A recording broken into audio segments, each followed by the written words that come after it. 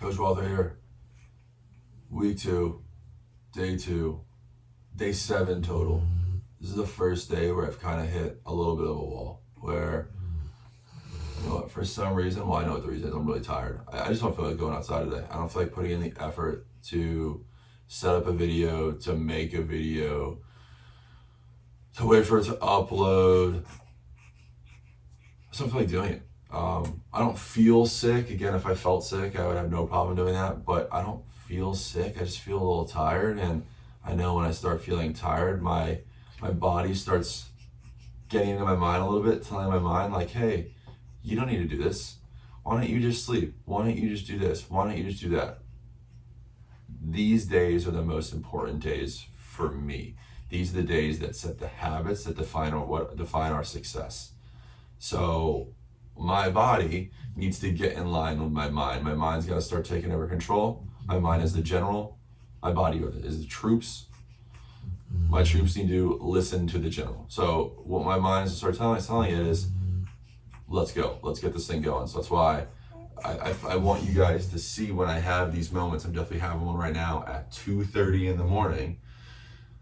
My day starts, and it's easy to make excuses. It's hard to make the video sometimes. It's hard to do the work. It's hard to go to class. It's hard to do the schoolwork for the day. Just do it.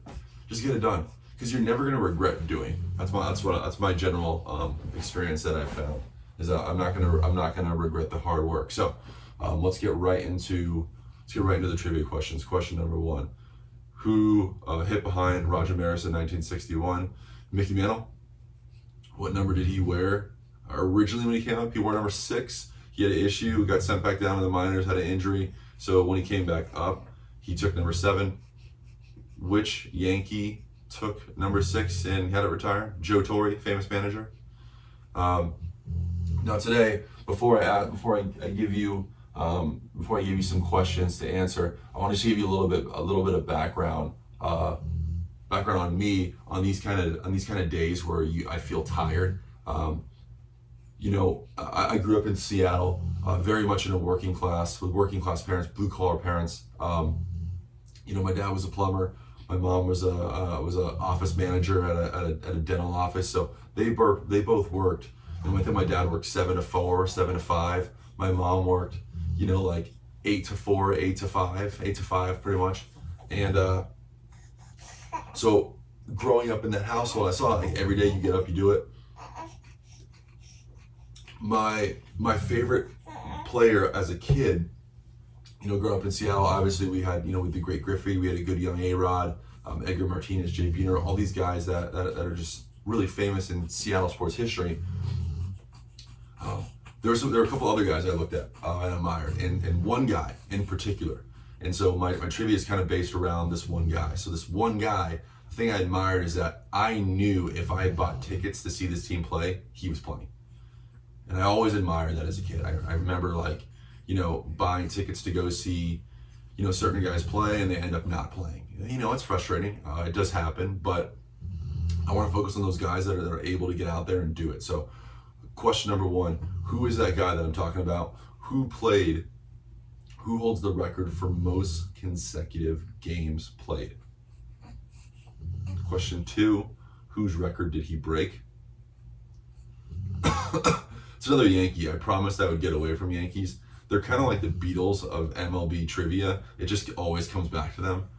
And then question 3, how many consecutive games did they each play? Let's do that. Let's add a little wrinkle in there. How many consecutive games did they each play? So question number 1, who holds the record for consecutive games? Question 2, whose record did he break? And then question 3, how many was the first record and how many was the record that was eventually broken? So 2 pretty big numbers, okay? All right, so like I said, I'm gonna figure out a way to get outside. I'm gonna suck it up. I'm gonna get it done. And I'm gonna get better today because somebody else is taking an off day and I'm not, okay? All right, guys, let's get outside. Didn't feel like it was gonna be my day. Well, I made it my day. Once I'm done with that video for you guys this morning, I decide I need to get some energy back. So what do? watch some kung fu movies, download a new app that helps me edit software so I can make these videos maybe a little better. And then I was able to get a little bit of schoolwork done and already been on a walk. And so here we go. We're gonna do a modification of the drill from yesterday. So how we're gonna tweak that is now I've got my mound, I've got my rubber, and you guys gotta find an object that you can throw balls at. So I'm gonna use this tree right here. Again, this house right here, awesome, baseball family, they totally get it. This house over here, awesome, college kids, here, they're great. Over here, nope. So again, throw at areas with your neighbors that continue to be supportive of what you do in the backyard, even if it seems crazy. Ball me. All right, so here we go. Using helpers whenever you can too. This could be something for your little brother, little sister, older sister, anybody, parents, working into the drill. So yesterday we talked about ball in hand when we get on the mound. So that way if that guy leaves at any point, I can just go ahead and make a quick throw. So I'm on, got my sign, and now I'm set. So at this point, the runner will have his maximum lead. So here, I can go to the plate, or from that same spot, I can then pick off. The move that I want to show you guys today is a right foot step off throw. It's kind of like what we've been working with so far, and I think we talked about it yesterday too. So it's going to be right foot off, and then throw. Rather than go through it at that speed, I want to go quick. I don't need another ball yet. 1 second. So here's what it's going to look like fast with a throw. So I'm off. Sign on, got the grip that I want, check one, here's my second check, here's my throw. Ball me. All right, so one thing you'll notice is I don't want to go as fast as I can with a tennis ball. It's too light, it'll hurt our arm, but I do want to be quick, and I can be quick with a tennis ball. The mistake that I see a lot of guys make in high school is your pickoffs aren't intimidating.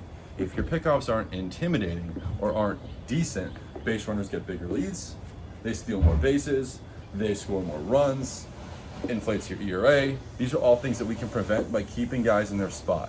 One of the ways to do that, see, she's gonna go ahead and find the ball too. So this is perfect. Perfect job for little brother, little sister. This is a great drill to get you working on snapping that ball over and throwing with confidence. You're also throwing directly behind you. So it's something that we have to get used to, okay? So, really easy day. Here, come here. Want to say hi to the video? Yeah. Come here. Let's say hey, Blake. Hey. All right, so say easy video. She's shy. Signing off from here. Say bye. Bye. See you guys tomorrow.